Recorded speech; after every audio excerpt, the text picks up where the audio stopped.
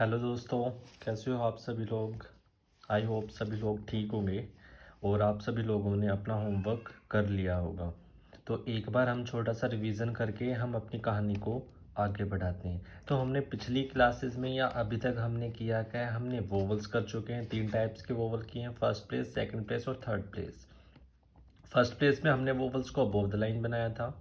Second place पे हमने vowel को ऑन द लाइन बनाया था और वोवल की प्लेसिंग जो थी वो मिडल में और फर्स्ट प्लेस में जो थी स्टार्टिंग पॉइंट पे थी।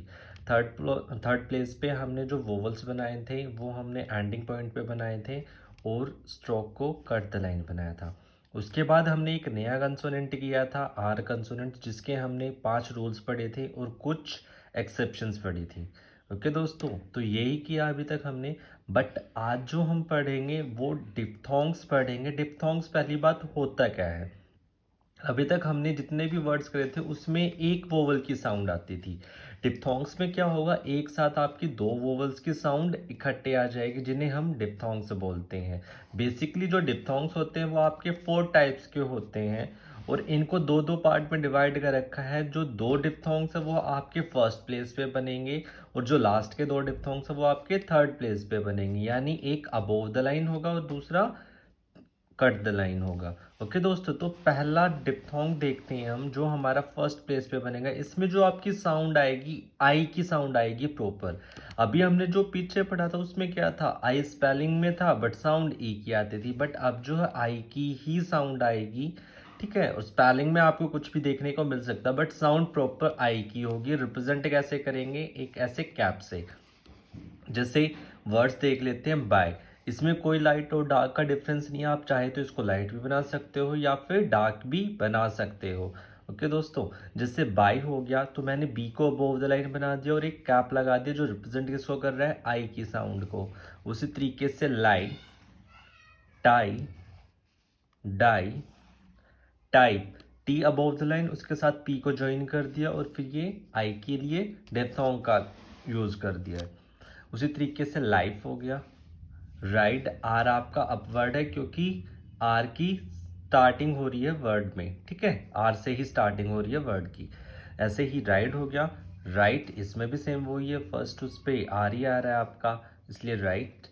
वाइट और एडमायर, लास्ट में आर है तो आर आपका डाउनवर्ड है। ओके दोस्तों, उसके बाद जो आपका नेक्स्ट डिप्थोंग होगा उसमें जो साउंड आएगी ओई की साउंड आएगी, ठीक है, जिसको रिप्रेजेंट करेंगे ऐसे। आई में जो कैप थी आपकी ऐसे थी, इसमें जो कैप होगी वो ऐसे होगी, ठीक है। जैसे वर्ड देख लेते हैं, बॉय, बी बना दिया और ये डिप्थोंग लगा दिया। उसी तरीके से जॉय, उसके बाद आपके कुछ और वर्ड्स है इसमें, जिससे इंजॉय।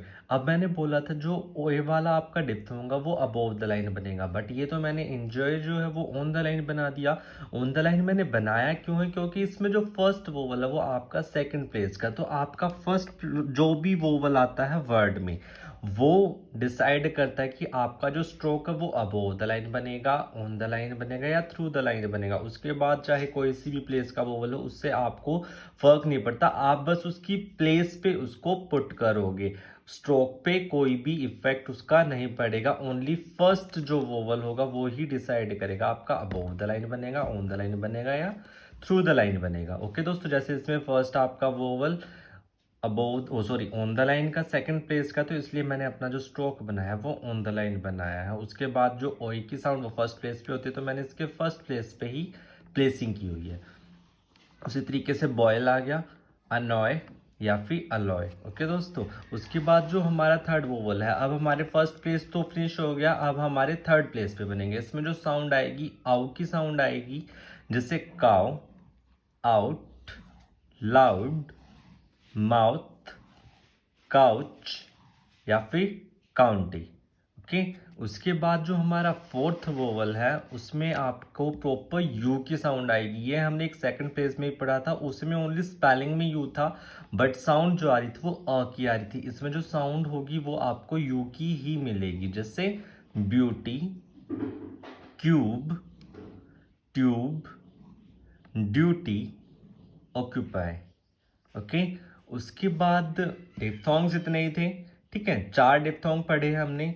फर्स्ट डिप्थोंग में आई की साउंड आ रही थी, सेकंड डिप्थोंग में ओ की साउंड आ रही थी, थर्ड डिप्थोंग में किसकी साउंड थी, आउ की साउंड थी, और फोर्थ डिप्थोंग में आपकी यू की साउंड थी। इसके बाद हमारी शॉर्ट फॉर्म्स आ जाती हैं। शॉर्ट फॉर्म्स में देख लेते हैं एक बार। जैसे आई को हम रिप्रेजेंट करेंगे इस डिप्थोंग से कह सकते हो, इस साइन से कह सकते हो, ठीक है।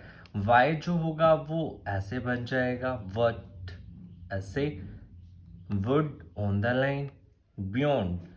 यू जो मतलब आप जिससे यू को रिप्रेजेंट करे थे वो आपका अबोव द लाइन होगा, और जो यू होगा जो हमने अभी डिप्थोंग पढ़ा है उसको ऑन द लाइन बना दोगे तो वो यू को रिप्रेजेंट करेगा।